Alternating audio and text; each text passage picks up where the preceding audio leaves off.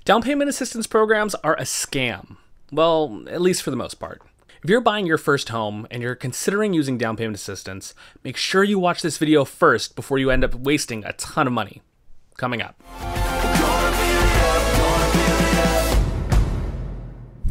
What's up, guys? Welcome back to my channel. My name's Caton. I'm a loan officer and entrepreneur from San Diego, California. And on this channel, I create content to help people just like you learn how to buy their first home. Now, if you're watching this video, you've probably considered using down payment assistance to help you buy your first home. And it sounds great, right? I mean, it's supposedly free money to help you cover your down payment, maybe even a little bit of closing costs. That way you can get into a home a lot sooner, right? Well, not exactly. Now, to be fair, there are some amazing first-time homebuyer programs and some great down payment assistance programs that are out there, but unfortunately, for the most part, a lot of these programs kind of suck.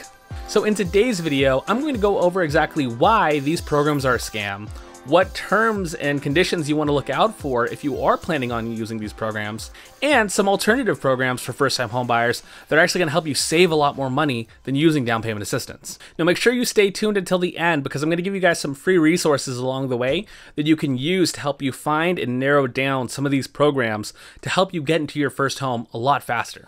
Now, first of all, like any good scam, most of these programs on paper are incredibly misleading. To start, just look at the interest rates on some of these first-time homebuyer programs.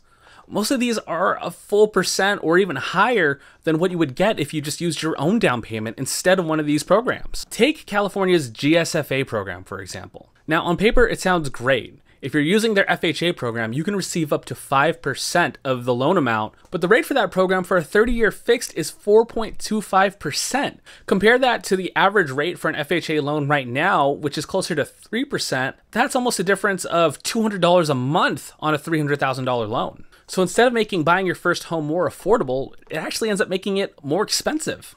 All right, now let's really break down the numbers here. A 5% grant on a $300,000 loan is $15,000 in down payment assistance. But that $15,000 is going to cost you roughly $200 a month more than what you would pay if you just paid that money out of pocket. Now, just doing some quick math, that's about a 75-month return on investment if you divide the amount of assistance that you're getting divided by how much more you're paying per month. But the thing is, you're not actually going to net that full 5%. And the reason why is most lenders who offer down payment assistance programs will charge anywhere from 1 to 2% in origination fees in order to make some sort of compensation for offering these programs. So now your $15,000 grant just shrunk to $9,000, but you're still paying that $200 extra a month on top of that 2% origination fee that you just paid up front in order to even use the program. But I could always just refinance my loan if rates get lower, right? Not really.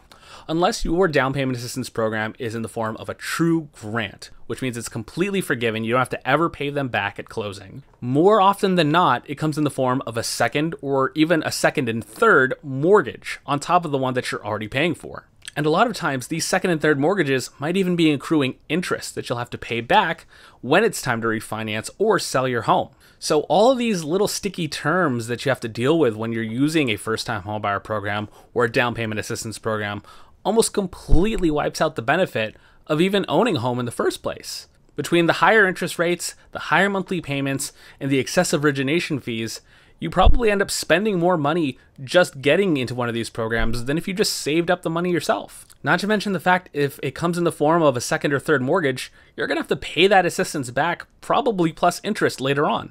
And to top it all off, if you're in a competitive market like we're in right now, most sellers don't really look well on buyers who are using some sort of down payment assistance program. This is because they know that the process of getting approved for one of these is usually a long and complicated process, and most sellers want their money as fast as possible. So they'll probably pick a normal conventional FHA or VA loan versus someone who's using down payment assistance because they want to be able to sell their home a lot faster. Okay, but like what programs are actually good for first-time homebuyers? Look out for the programs that are offered by your city or your county versus the bigger statewide programs. The reason why is the statewide programs tend to be a lot more widely available. So in order to keep this money in the system, they have to charge more exorbitant fees along to their clients versus local ones that use the tax dollars that are available to them through different propositions in order to offer better programs. Now, because they do typically have a bigger benefit, the city and the county can run out of funds on these programs. So make sure that you check with your city and your county first before you apply for one of these to make sure they even have the funds available for you to use this program.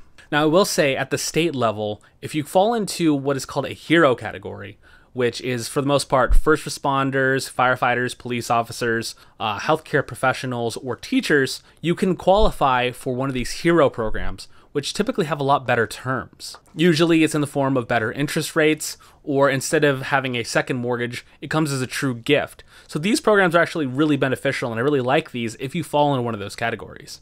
Now, there are several great websites and resources online that I've personally found, so I'll link them down in the description below. That way you can find some of the programs that are actually good out there. But make sure you read into them and look out for those terms that I mentioned, because they are out there, and you want to make sure that you're getting yourself a good deal if you decide to use one of these down payment assistance programs. Now, what's the absolute best way to save money if you're buying your first home? Well, honestly, you don't need the big 20% down that most people think that they need when buying a home at all. In fact, conventional programs offered by Fannie Mae and Freddie Mac offer extremely competitive rates with as little as 3% down, and FHA has some fantastic rates as well because they're backed by the government with as little as 3.5% down as well. So take a look and see if you can qualify for a conventional or FHA first. And as I've always said, if you qualify for a VA loan, 99 times out of 100, that's going to be the absolute best loan for you because of that 0% down feature.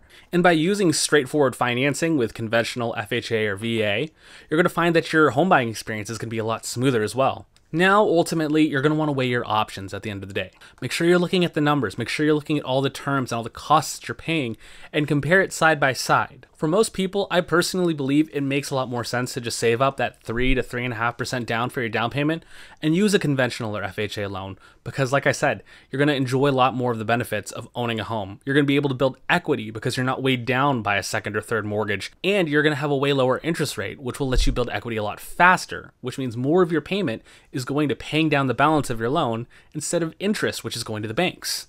But for the few people out there who really just want to buy a home and stay in it forever, sometimes down payment assistance is a good deal.